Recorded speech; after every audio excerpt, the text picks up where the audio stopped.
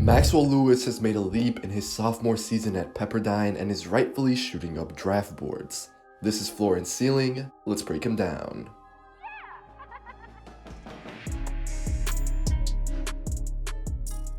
At 6'7" with a plus wingspan, probably around 6'10", 6'11", and the potential to be a 3-level scorer, Maxwell Lewis is a really enticing prospect. When he's got it going, the Pepperdine star can really score in multiple ways. Let's start from 3, where Lewis is shooting about 37% from deep. That's already a solid number, and it's also important to consider that he takes about 4.5 trays a game. But what encourages me as well is his growth. I mentioned at the very top of the video that Lewis has taken a leap after a solid first year at Pepperdine. This includes his 3-point shooting. Lewis has already taken and made more threes than last season, and he's creating for himself off the dribble way more often. In particular, Lewis loves this. It's a little pronounced, but this gather pull-up 3 can be cash money for him. It might need some adjustments at the next level though. Something else I like about Lewis is that I see reason to think that he'll continue to grow as a shooter. As a freshman, he was used more as a floor spacer like I've been saying, but now as a more focal player, he's also been able to score from the mid-range. Here, he's making about 42% of his shots, and barely any of them are assisted. The numbers, for sure, they're impressive, but it's also that Lewis is the main guy on the other team's scouting report every night. Of course, this Pepperdine team hasn't won that much, but they still have a relatively stacked squad that plays good basketball against quality competition.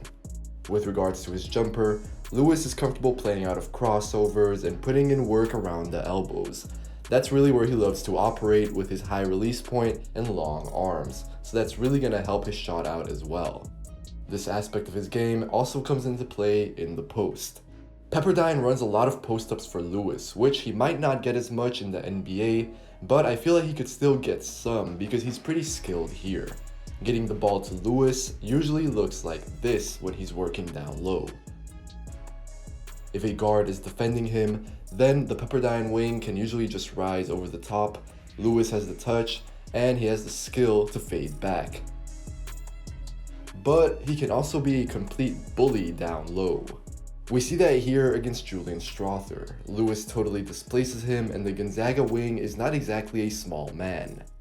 The Wave's scorer has room to get stronger at 195 pounds, and his legs are not that wide yet. But he does play with a degree of physicality in the post.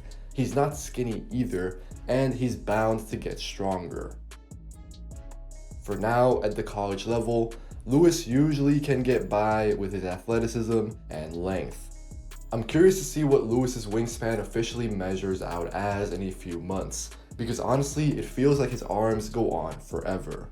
This we really see with his extension finishes around the basket. The hang time helps, and he has a certain sort of burst and elasticity to him when he moves around the floor. In other words, Lewis covers a lot of ground whenever he's attacking the rim aggressively. He's got to do that even more on that later, but the numbers weigh out in his favor. As of now, Lewis is converting on about 66-67% of his shots at the basket on about 105-110 shots. Pretty solid volume. The percentages are not elite, but they're still pretty good.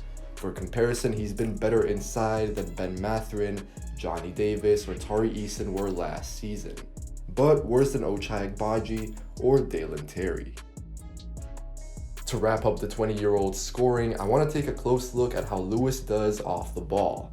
I think that this is already a big part of his game, but it could become even more crucial in the NBA. For instance, I love when he cuts off the ball like we're seeing here.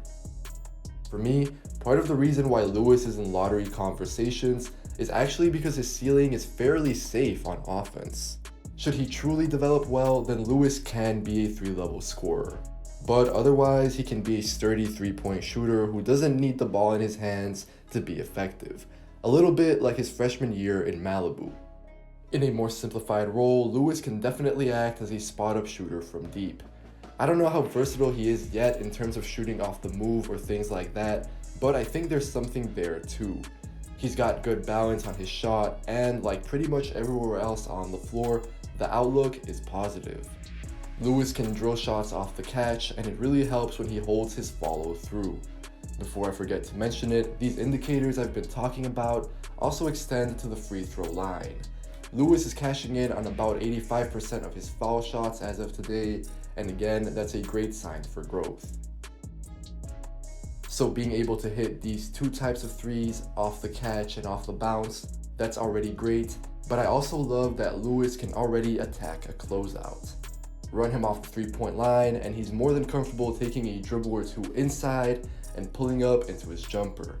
This season, he's converting on 43% of his two-point shots away from the rim and basically creating all of them for himself. From time to time, he can do something flashier, maybe a step back three, or he'll attack the closeout with a big dunk that combines everything we've talked about, but that's not to say Lewis doesn't have plenty of improvement points.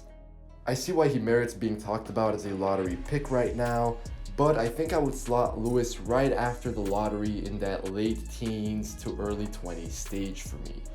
Lewis's numbers at the basket are fairly good, but I'm not in love with the process that he takes at times. He's a good, maybe even great athlete with hang time, verticality, and a strong first step, and I think he can still stand to use those tools even more. One of the issues Lewis runs into when he cannot finish at the basket is that often he's not getting all the way there. I don't want to see the Wave scorer settle and take tough runners or floaters in traffic.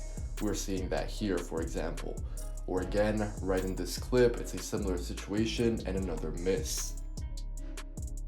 Moving back to down low, again, it's more about the process than the actual miss. I'm not totally convinced by how this translates to the NBA. Lewis takes a third of his shots at the rim, a third from mid-range, and a third from three, more or less.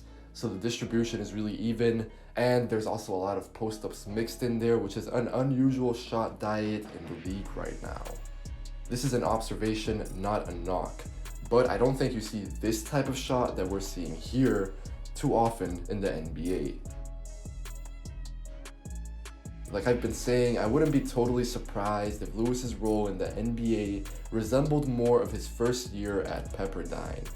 It's too early to say if Lewis will have to play a more simplified role in the NBA, or if this is just going to be over the first couple of years as he grows and gets adjusted to the league. Again, I want to stress that my questions here are not about efficiency.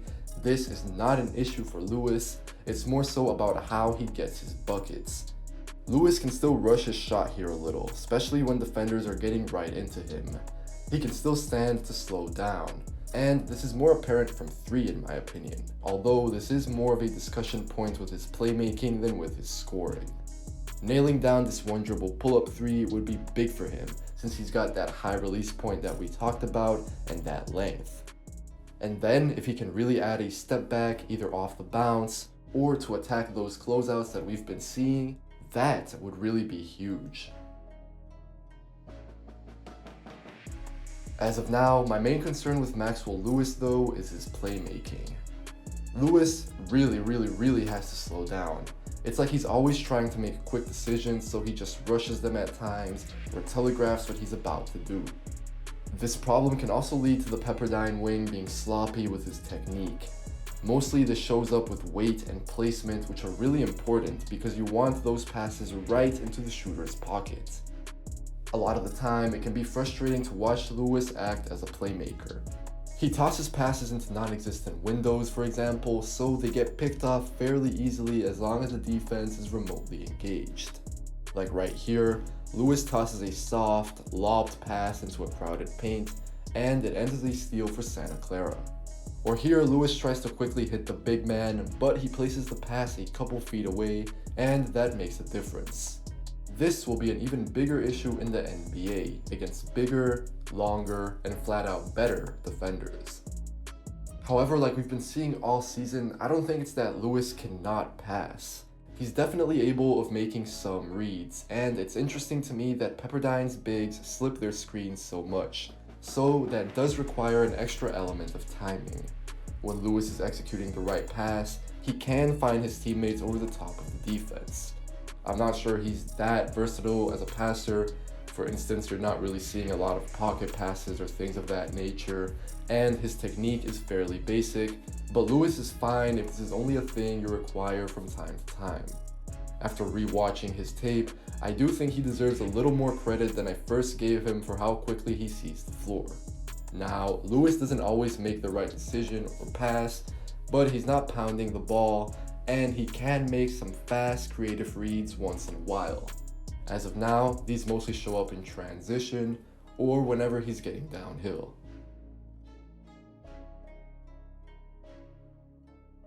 Maxwell Lewis is much further along on offense than down the other end of the floor. On defense, Lewis is still a frustrating prospect, and he hasn't quite figured it out on this side of the ball just yet. In theory, he's got all the makings to be pretty good here, but in practice, this has not happened. Lewis is green and undisciplined on D, and I think that shows up with how handsy he can be at times. He doesn't foul out every 2 games or anything like that, but Lewis can get into foul trouble, and usually it's just because he gets caught with his hand in the cookie jar. These fouls are avoidable. His effort level needs to be more consistent, and I don't really mean from a physical standpoint.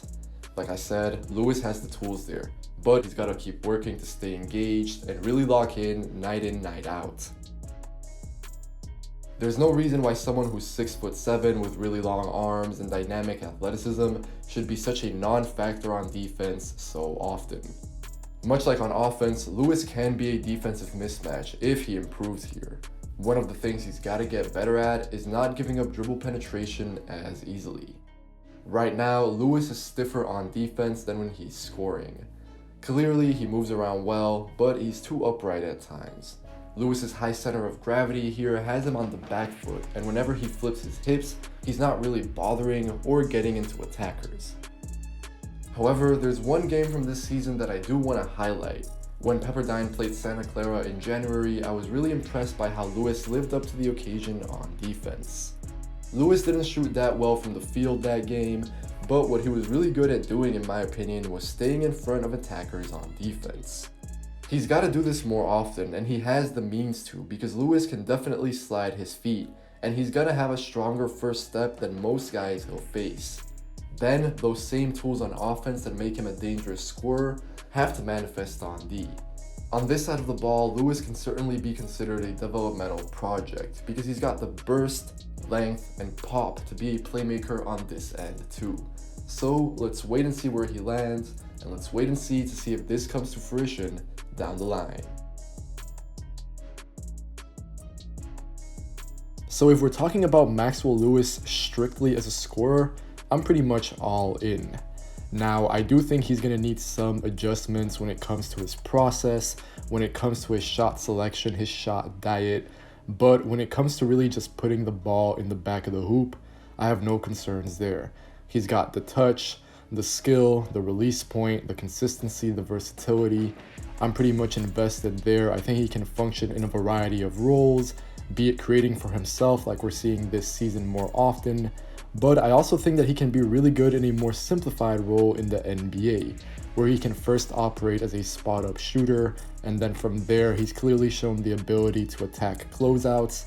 He does need to improve as a passer, but when it comes to scoring, I think he's pretty much got everything that you're looking for down the line. I want to see some improvements at the rim, just him becoming a little more physical, a little stronger, maybe more assertive, less floaters, more strong finishes. But I do think he's got all the tools to get there. Where I do want to see Maxwell Lewis grow now over the next few months, years, and seasons is on defense as well as a playmaker. Starting on D, there's no reason why Lewis shouldn't be more impactful than he is. He's got all the tools, he's got the package, but you're seeing some multi-positional versatility there, or at least if you squint, you're seeing it. Right now, it's still very much theoretical. I think it's in there, I think you can get it out of him, but it also depends where he ends up in the draft. As a playmaker, there's some flashes, and I am interested in that thing I mentioned about Pepperdine's bigs slipping their screens a whole lot, but simply put, Lewis still has some work to do as a facilitator. He can improve his reads, he can improve his execution, especially from a technique standpoint, he's still not great, and I really do want to see him make that next leap in that category. As always, if you enjoyed the video, make sure to leave a like, make sure to leave a comment telling me what you think of Maxwell Lewis, and as always, if you enjoy the channel, if you want to watch more content like this, make sure to subscribe. Take care, and I'll catch you guys next time.